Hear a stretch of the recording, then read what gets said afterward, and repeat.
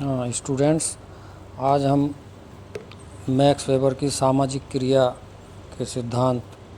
और उस पर उनके विचारों का विश्लेषण करेंगे। वैसे समाजशास्त्र दृष्टि से सभी प्रकार की जो सामाजिक क्रियाएं हैं, सभी प्रकार की जो क्रियाएं होती है वो सामाजिक क्रियाएं नहीं होती, बल्कि कुछ विशेष प्रकार की क्रियाओं को ही सामाजिक क्रिया की श्रेणी में रखा जाता है और जिनका संबंध व्यक्ति के या तो पास्ट या प्रेजेंट या फ्यूचर में होने वाले व्यवहार से होता है। तो और यहाँ जो है ना, मैक्स वेबर का तो बल्कि यहाँ तक कहना था कि समाजशास्त्र जो है वो सामाजिक क्रियाओं का ही अध्ययन करता है, यानी कि समाजशास्त्र की विषय वस्तु मैक्स वेबर के अनुसार सामाजिक क्रिया ही है। तो अब समाजशास्त्र में यदि सामाजिक क्रिया का ही अध्ययन किया जाता है तो फिर सामाजिक क्रिया से मैक्स वेबर का क्या अभिप्राय है। तो इन्होंने इसकी एक परिभाषा दी है कि किसी क्रिया को सामाजिक क्रिया तभी कहा जा सकता है जबकि इस क्रिया को करने वाले व्यक्ति या व्यक्तियों द्वारा लगाए गए व्यक्तिनिष्ठ अर्थ यानी कि सब्जेक्टिव मीनिंग के कारण वह क्रिया दूसरे व्यक्तियों के व्यवहार द्वारा प्रभावित हो और उसी के अनुसार उसकी गतिविधि निर्धारित हो। यहाँ एक सबसे महत्वपूर्ण बात यह है कि जहाँ एक और सामाजिक क्रिया पर जो अपने विचार रखने वाले विद्वान रहे हैं, सिद्धांत देने वाले, वो हैं पेरेटो। तो पेरेटो सामाजिक क्रिया में इस चीज़ को महत्व देते हैं कि क्रिया में दूसरे व्यक्ति जो है वो क्या अर्थ लगाते हैं कि एक व्यक्ति कोई काम करता है, कोई क्रिया करता है, तो उस क्रिया का दूसरे व्यक्ति क्या अर्थ लगाते हैं। जबकि मैक्स वेबर इस चीज़ को मानते हैं कि व्यक्ति जो है ना, जो करता है, जो स्वयं क्रिया कर रहा है, वो उस क्रिया को क्या अर्थ देता है। तो दोनों के दृष्टिकोण में यहाँ मेन अंतर है ये। तो इस आधार पर जो है ना, मैक्स वेबर सामाजिक क्रिया को मुख्यतः 4 भागों में विभाजित करते हैं। जैसे तार्किक क्रिया, जिसको रैशनल एक्शन कहते हैं,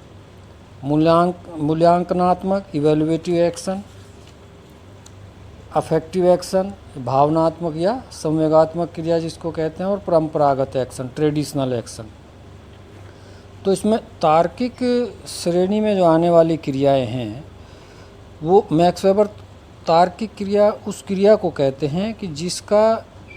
जिसमें व्यक्ति जो है ना, चाहे या कर्ता जो काम कर रहा है, जो क्रिया कर रहा है, वो सचेत ढंग से और योजनाबद्ध रूप से, जिसमें लक्ष्य तथा साधनों को ध्यान में रखकर व्यवहार जब वो करता है, तो वो उस प्रकार की क्रिया तार्किक क्रिया की श्रेणी में आती है। जैसे मान लीजिए फॉर एग्जाम्पल,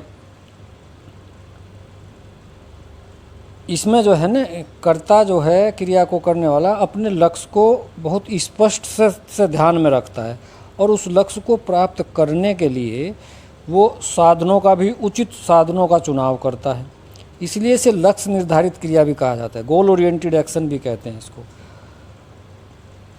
अच्छा, इसमें दूसरी चीज़ ये है कि इसमें मैक्स वेबर जो है ना, इस तार्किकता की व्याख्या वो जो क्रिया करने वाला करता है उसी के ज्ञान के आधार पर करता है, न कि जो कोई उसको इवेलुएट कर रहा है या उसको ऑब्जर्व कर रहा है, न कि उसके आधार पर। तो जैसे मान लीजिए किसी व्यक्ति को कोई बिजनेस शुरू करना है, तो लक्ष्य है उसका उस बिजनेस को करना, लेकिन उसके लिए साधनों को कि भाई रिसोर्सेज कहाँ से आएंगे, इसके लिए रॉ मटेरियल कहाँ से आएगा, इसके लिए मार्केट की में सप्लाई की व्यवस्था यहाँ है कि नहीं है, ग्राहक हैं कि नहीं है,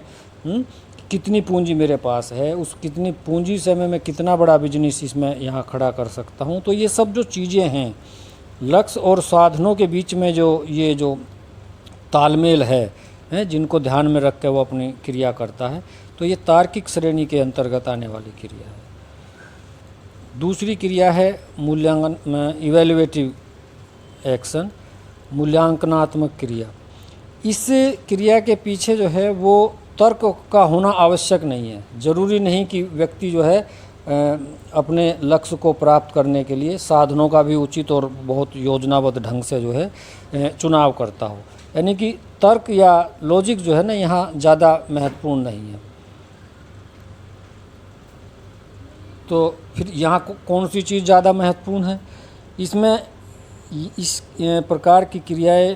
के अंतर्गत वो क्रियाएं आती हैं कि जिसमें व्यक्ति मूल्यों को, जो जिस समाज में जो मूल्य प्रचलित हैं उन मूल्यों को ज़्यादा प्रधानता देता है, न कि तर्क को। जैसे मान लीजिए एक समाज में मूल्य है कि पुत्र को पिता की आज्ञा का पालन करना चाहिए, तो ये पिता की आज्ञा पालन जो है ये समाज का मूल्य है। अब यदि कोई बच्चा जो है सिर्फ इसीलिए कोई क्रिया कर रहा है कि उसको उसके पिता ने ऐसा करने के लिए कहा है, आदेशित किया है, और वो उनकी बात को नहीं टाल सकता क्योंकि ये समाज के मूल्यों के विपरीत है, तो इस प्रकार से क्रिया जो वो करता है उस क्रिया को मूल्यांकनात्मक क्रिया कहते हैं। क्योंकि इसमें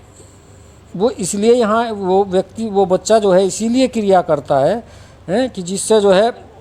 वो उस समाज का जो सम्मान या प्रतिष्ठा के जो मूल्य हैं उन मूल्यों के प्रति वो वफादार बना रहे हैं। या दूसरी तरह प्रकार से हम इसको ऐसे भी कह सकते हैं कि जो क्रियाएं नैतिक, धार्मिक, कलात्मक या आदर्शात्मक आधार पर की जाती हैं तथा जिनके पीछे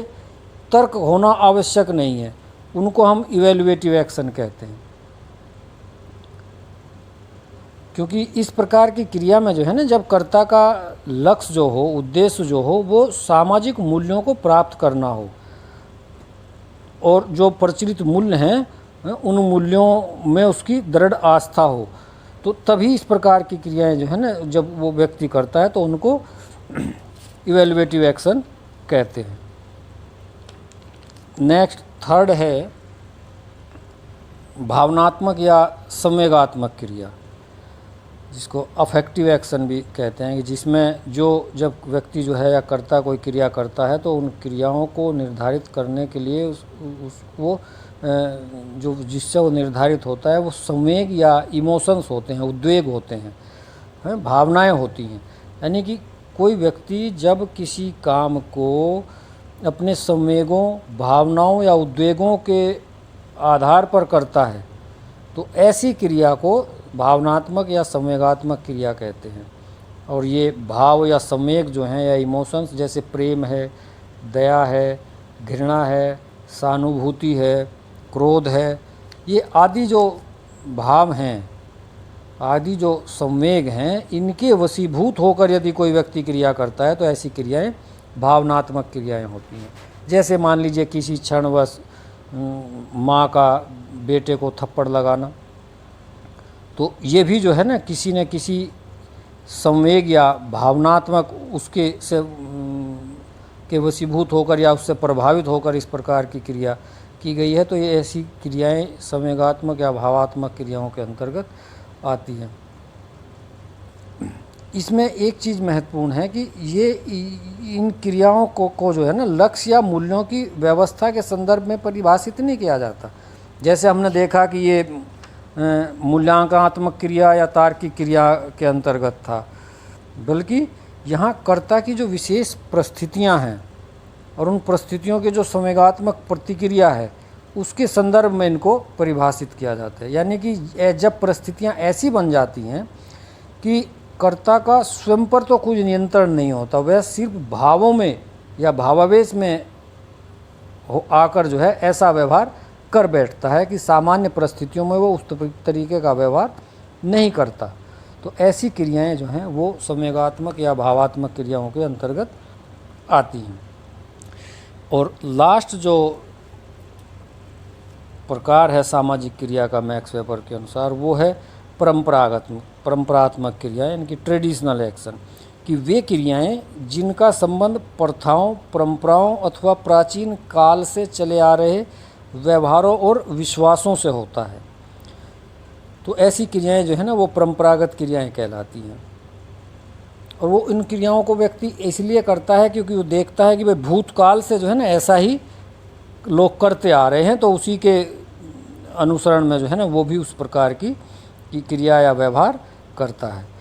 तो प्रथाओं या परंपराओं के अनुरूप व्यवहार करना या उनका अनुसरण करना ही परंपरागत क्रियात्मक के अंतर्गत आता है।